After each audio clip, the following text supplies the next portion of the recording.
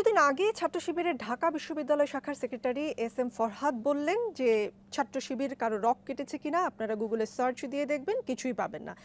কিন্তু আমি তার কথা শুনে গুগলে সার্চ দিলাম এবং বেশ কিছু অভিযোগ পেলাম। আপনাকে দু একটা শোনাই। 1988 সালের 31শে মে রাজশাহী মেডিকেল কলেজ শাখার ছাত্রমৈত্রী সভাপতি জামিল আক্তার রতনকে 4 হাত পায়ের রক কেটে হত্যা করা হয়।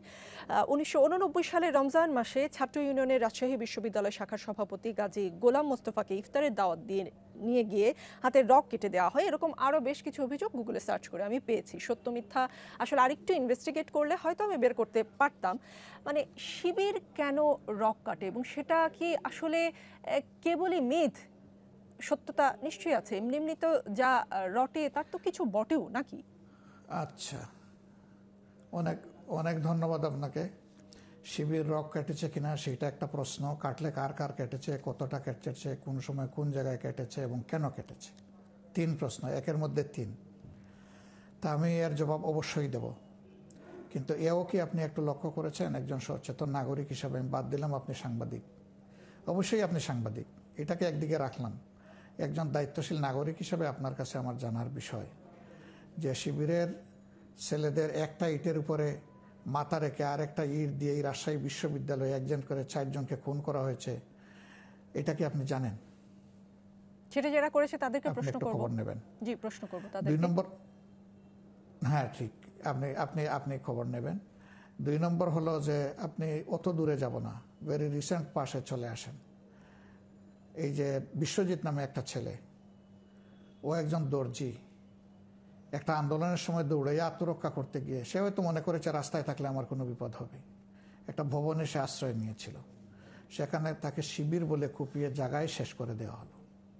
সে চিৎকার দিয়ে বলছিল আমি হিন্দু, এইটাও কিন্তু তারা কনসিডারেশনে নেয় নাই।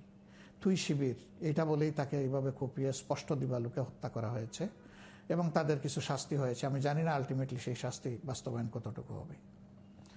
3 নম্বর, আবরার ফাহাদ, এই যে বুয়েটে, এই ছেলেটা নামাজ পড়ে মানুষকে নামাজের জন্য আহ্বান জানায়। এই দোষে তাকে সন্দেহ করা হয়েছে সে শিবিরও যদি হয় তাহলে কি এইভাবে কাউকে মারার কোনো বিধান আছে? আমাদের আইন, আমাদের সংবিধান কাউকে কি এখতিয়ার দিয়েছে? তো তার দোষ কি? সে শিবির। শুধু এই জন্য তাকে পিটিয়ে মেরে ফেলা হলো একটা ছেলেকে। বুয়েটে চান্স পায় কারা? বাংলাদেশে মেধার জগতে সর্বোচ্চ আসনে যাদের অবস্থান, তারা একটা বড় ধরনের প্রতিদ্বন্দ্বিতার মধ্য দিয়ে নিজেদের জায়গাটা করে নেয়। সেই ছেলেটাকেই হত্যা করে ফেলা হলো। এরকম শত শত ছেলেকে বিভিন্ন ক্যাম্পাসের বাইরে হত্যা করা হয়েছে। এখন আসেন রক কাটার ব্যাপারে আমি যাচ্ছি।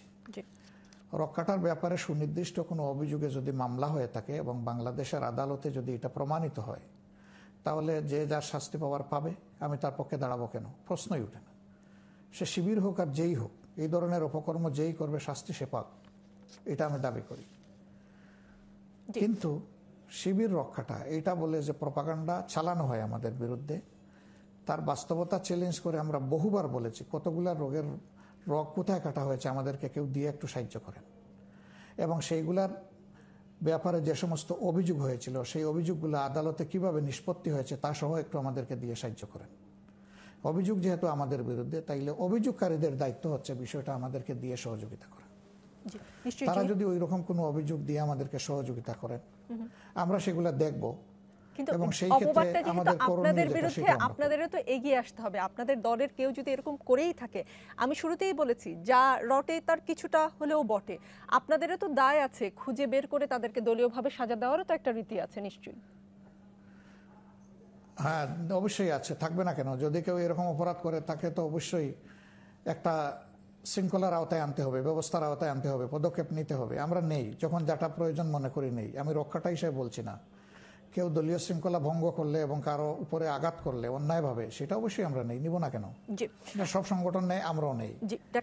কিন্তু আমাদের বিরুদ্ধে যে অভিযোগটা, সেটার বাস্তবতা কতটুকু, আর অন্যদের বিরুদ্ধে হাজারো অপরাধ করার পরে অভিযোগ নেই কেন?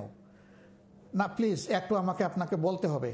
না, অভিযোগ নেই এই কথাটা কে বলল? আপনি যেহেতু জামায়াতের আমির, জামায়াত সংক্রান্ত সকল অভিযোগের উত্তরটা আমি আপনার কাছেই চাইবো। আপনার কাছেই আমরা মিডিয়া জগৎ থেকে সেই প্রশ্ন করতে শুনি না কখনো। না, এটা অন্তত আমরা অনুরোধ করব যে সত্যকে সত্য হিসাবে যার বিরুদ্ধে হোক তুলে আনেন। জি। যমুনা টেলিভিশনের শুরুতেই আপনি প্রশংসা করেছেন। যমুনা টেলিভিশন এই কারণেই প্রশংসিত, যমুনা টেলিভিশন সাদাকে সাদা এবং কালোকে কালো বলে এসেছে এবং ভবিষ্যতেও আমি বলবে। যমুনা টেলিভিশনকে বলিনি তো। জি, আপনি আপনি বাকি সব গণমাধ্যমের কথা আমি বলেছেন। কিন্তু যমুনা টেলিভিশনকে জি, বলছি বাকি না, সব আমি মিডিয়া গণমাধ্যমের জগৎকে কথা বলছি, জি। আমি গণমাধ্যমকে বলছি। জি, আপনি তাদের প্রতীক হিসাবে আপনাকে বলেছি, আমি আপনাকে বা আপনার মিডিয়াকে আলাদাভাবে এই কথাটা বলছি না। জি, বুঝতে আমরা পেরেছি। আপনাদের কাছে সাদা এবং কালো স্পষ্টভাবে সমাজের সামনে আসুক সেটা চাই। আমি যদি কালো হয় আমাকেও আনবেন, আমাকেও ছাড়